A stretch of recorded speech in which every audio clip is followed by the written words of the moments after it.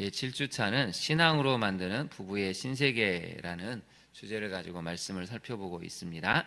우리 먼저 스티커를 한번 붙여보실까요? 스티커를 붙여보시고 이제 3일만 더 하시면 드디어 7주차가 끝이 납니다. 조금만 더 힘을 내시면 이번 주를 마치고 마지막 다음 주까지 완성을 할 수가 있습니다. 네, 우리 한번 구호를 외치고 말씀을 살펴볼 텐데요. 오른손을 드시고 한번 저를 따라해 보실까요? 변합시다. 변합니다. 변화시켜 주십니다. 네, 오늘까지 또 오신 모든 분들 진심으로 응원합니다. 많이 피곤하시죠? 네, 참 피곤하실 겁니다. 이게 쉽지가 않은 영역인데 그래도 벌써 32일차까지 왔다는 건 우리가 잘 해내고 있다는 증거입니다. 32쪽을 한번 보실까요? 오늘 제목은 비전을 공유하는 부부입니다. 어제는 신앙으로 연결되는 부부였고 오늘은 비전을 공유하는 부부인데요. 먼저 지도를 한번 잠깐 보실까요? 지도를 보시면 오늘 본문의 내용인 기랴세벨이라는 데가 어딘가를 보실 수가 있는데 예루살렘에서 밑으로 한 20km 정도 떨어진 드빌 기랴세벨이라는 곳이 있습니다. 저기는 사실 굉장히 황량한 지역으로 알려져 있습니다. 거의 사막 지역과 같은 황량한 지역인데 여기로 온니엘과 악사 부부가 떠나는 장면이 있습니다. 여러분, 우리가 살고 싶은 땅은 좋은 땅을 원하죠. 목초지가 있고 샘물도 있고 그냥 심기만 하면 잘 자라는 그런 옥토 같은 땅을 원했을 텐데 오늘 본문에 등장하는 온니엘과 악사 부부가 신혼을 꾸리고 살아야 될 땅은 굉장히 척박한 땅입니다. 누가 봐도 황량하고 저기에 무엇이 있을까 싶을 정도의 그런 황량한 땅을 두 부부가 떠나는 것이죠. 그래서 오늘 본문에 등장하는 물을 달라, 샘물을 달라는 이야기는 사실 이런 배경 때문에 악사가 이야기하고 있는 것입니다. 그래서 저기는 물이 없는 건조한 땅, 남방지방 네겝으로 알려져 있는데요.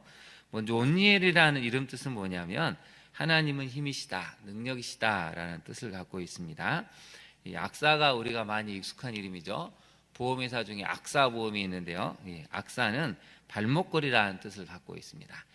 귀걸이, 코걸이 하는 것처럼 발목걸이라는 뜻을 갖고 있는 게 바로 악사라는 여인입니다. 이제 이런 것을 생각을 하시고 오늘 이제 교제를 한번 살펴볼까요? 성경에서 가장 용감한 부부를 꼽으라고 하면 구약 성경에 나오는 온니엘과 악사 부부를 들 수 있습니다. 왜냐하면 가나안 땅 정복 시기에 부부가 함께 열심을 내어 용맹스럽게 가나안 땅을 정복하고 개척했기 때문입니다. 두 사람의 모습을 통해 성경이 말하는 부부상을 발견할 수가 있습니다. 첫째를 같이 한번 읽어볼까요? 온니엘처럼 하나님의 약속을 믿고 힘든 영역에 도전하며 하나님의 영에 감동된 배우자가 되어야 합니다. 세 가지가 있죠. 한 번 더 다시 볼까요? 첫 번째는 하나님의 약속을 믿는 배우자입니다. 두 번째는 좀 꺼려하는 힘든 영역에 도전하는 배우자입니다. 세 번째는 하나님의 영에 감동된 배우자가 되어야 한다는 것입니다. 그래서 말씀을 듣고 읽을 때 이 말씀은 그대로 믿어지고 이 말씀대로 살아야겠다. 그게 첫 번째고, 근데 말씀이 가르치는 지향하는 바가 좀 어렵고 힘들지라도 기꺼이 도전할 수 있는 도전정신, 그리고 그것을 해낼 수 있는 하나님의 영에 감동된 배우자, 이게 바로 본문에 등장하는 온니엘이라는 사람이 갖고 있는 특성이었습니다.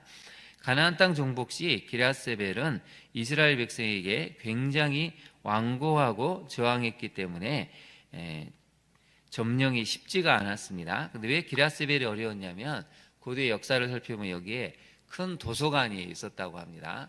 굉장히 많은 기록물이 있었기 때문에 나름대로 유적지이고 또 잘 알려진 도시였기 때문에, 그리고 무엇보다도 여기도 거인들이 거주한 지역으로 알려져 있기 때문에 점령이 쉽지가 않았습니다.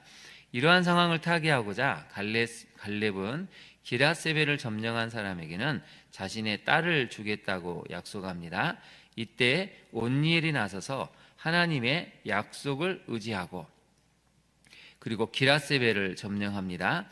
그는 또한 하나님의 영에 감동된 사사가 되어서 8년 동안 이스라엘 백성을 괴롭힌 메소포타미아 왕 구산 리사다임을 그들을 그들에게 구원해 내었습니다. 그리스도인 가정에서 남편은 온니엘처럼 용맹함을 가지고 세상의 힘겨움을 이겨내는 용사가 되어야 합니다. 거기다 밑줄을 그어보실까요? 그리스도인 가정에서 남편은 온니엘처럼 무엇을 가져야 된다고요? 용맹함을 가지고 세상의 힘겨움을 이겨내는 용사가 되어야 합니다.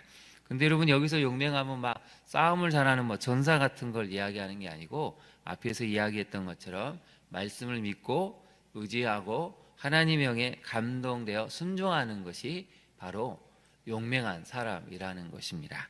그래서 부드러우면서도 강인한 사람이라는 것이죠. 이런 사람이 세상의 힘겨움을 이겨내는 용사가 될 수가 있습니다. 또한 하나님의 영에 감동되어 고난의 때에 구원의 역할을 감당하는 깨어있는 사사가 되어야 합니다. 적용 질문 한번 볼까요? 너무 길어서 두 가지로 좀 나눠봤는데요. 온니엘처럼 하나님의 약속을 의지하고 하나님의 영에 감동된 배우자입니까? 여러분, 우리는 어떤가요? 정말 온니엘처럼 하나님의 약속을 의지하고 하나님의 영에 감동된 배우자로 살고 있습니까? 두 번째는 가정과 직장, 삶의 영역에서 주어진 역할을 잘 감당하고 있습니까? 하나님이 우리에게 주신 주어진 역할이 있습니다. 그러면 그것을 잘 감당하는 사람이 되어야 한다고 오늘 성경은 알려주고 있습니다. 우리 둘째를 같이 한번 읽어볼까요? 두 번째 메시지입니다. 악사처럼 개척 정신과 도전 정신을 가지고 필요한 것을 분별하고 채워가는 지혜로운 배우자가 되어야 합니다. 악사는 놀랍게도 개척 정신, 도전 정신을 가졌습니다. 그리고 무엇이 필요한지를 분별하고 채워가는 아주 지혜로운 배우자인 것을 알 수가 있는데요. 고대시대 여성들은 자기 결정권이 없었기 때문에 결혼도 수동적으로 집안의 결정에 따를 수밖에 없었습니다. 여러분, 오늘 본문을 한번 잠깐 보실까요? 본문에 보면 이 드빌 기랴스베를 점령을 못하고 있었습니다. 그래서 갈렙이 뭐라고 말을 합니까? 기랴스베를 쳐서 그것을 점령하는 자에게는 내 딸 악사를 아내로 주겠다. 요즘 시대에 이렇게 말했다면 딸들이 어떻게 할까요? 굉장히 반항을 하겠죠. 아니, 결혼은 내가 결정해야지 왜 아버지가 마음대로 이렇게 한 사람한테 무조건 시집 보내겠다, 이게 말이 됩니까? 할 텐데, 시대적인 배경은 어떻습니까? 아주 머나먼 옛날 시대입니다. 고대 중동 시대는 집안에서 아버지의 영향력이 결정이 절대적이었죠. 여기에 대해서 누구도 거부할 수가 없었습니다. 자기 결정권이 없기 때문에 결혼도 집안의 의사에 따라, 아버지 의사에 따라 따를 수밖에 없었다는 것이죠. 그 다음을 한번 볼까요? 근데 놀랍게도 악사는 그런 상황을 받아들이되 자신이 해야 할 역할에 주목하여 지경을 넓히는 지혜를 발휘합니다. 그 다음 밑줄을 그어보실까요? 이런 상황을 받아들이되 자신이 해야 할 역할에 주목하고 지경을 넓히는 지혜를 발휘했다는 것입니다. 지금 이 상황은 바꿀 수가 없는데, 그러면 내가 무엇을 해야 될까? 그것에 주목하고 지혜를 갖고 그것을 해낼 수 있는 놀라운 역량을 발휘했다는 것이죠. 악사는 출가할 때 아버지 갈렙에게 밭을 요구하기 위해 나귀에서 내립니다. 여러분, 본문을 한번 보실까요? 여러분, 상상력을 한번 발휘해 보시죠. 이제 모든 사람들이 다 축복하며 떠나보내는데 어머니는 옆에서 울고 있겠죠. 이제 떠나면 언제 언제 볼 수 있을까? 어머니는 참 기쁘면서도 안타까움에 눈물을 흘리고 있고, 아버지도 참 애잔한 눈빛으로 보고 있지 않겠습니까? 그래서 이제 막 출발하려고 한 때에 갑자기 나귀에서 내립니다. 그리고 아버지한테 요구하죠. 아버지, 부탁이 있습니다. 자, 여러분, 이럴 때 아버지 마음이 어떨까요? 모든 사람이 쳐다보고 있고, 이렇게 눈에 넣어도 안 아플 딸이 떠난다고 하는데 부탁이 있다 그러면 어느 누가 안 들어주겠습니까? 그래서 부탁이 뭐냐 했더니 딱 한마디 하죠. 너가 무엇을 원하느냐? 그랬더니 내게 복을 주소서. 거기다 네모를 쳐보실까요? 내게 복을 주소서. 복을 달라는데 누가 거부하겠습니까? 더 주고 싶죠. 이걸 이제 다른 말로 표현하면 선물을 달라고 얘기하는데, 아버지께서 나를 남방, 이 황량하고 척박한 땅으로 보내시니까 샘물도 내게 주십시오. 우리가 가야 할 땅은 너무 척박하고 물이 없으니 샘물을 좀 주시면 좋겠습니다. 물이 있어야 땅을 개간하고 곡식을 심고 가축을 기를 수 있으니 물을 달라고 요구한 것입니다. 굉장히 지혜로운 딸이죠. 아버지가 꼼짝 못하고 웃으면서 줄 수밖에 없는 그런 상황을 만든 것입니다. 다시 교재로 가볼까요? 이러한 행동은 아버지로 하여금 자신의 요구 상황을 받아들일 수밖에 없도록 압박하는 극적 효과를 노린 것입니다. 그녀가 요구하는 땅은 온니엘과 악사 두 사람이 새로 개척하고 차지해야 할 땅이었습니다. 거기다 밑줄을 그어보실까요? 새로 개척하고 차지해야 할 땅이었다는 것입니다. 아직은 점령이 안 된 곳입니다. 그 땅은 건조하고 메마른 땅, 사막 지형이었기에 물이 없이는 살 수 없는 곳이었습니다. 그렇기 때문에 가장 필요한 물이 있는 지역을 달라고 요청했고, 남편 온니엘과 함께 용기 있게 그 땅을 개척해 나갑니다. 그래서 이 악사는 굉장히 지혜로운 사람입니다. 무엇이 필요한지를 알고 내가 어차피 이 역할을 감당해야 된다면 어떻게 해야 될지를 굉장히 잘 판단하고 그것을 받아들이고 대신 또 요구해서 채워가는 여성인 것이죠. 적용을 한번 해보겠습니다. 악사처럼 주어진 역할에 최선을 다하며 지혜를 발휘하고 있습니까? 우리 적용 3번을 같이 한번 읽어볼까요?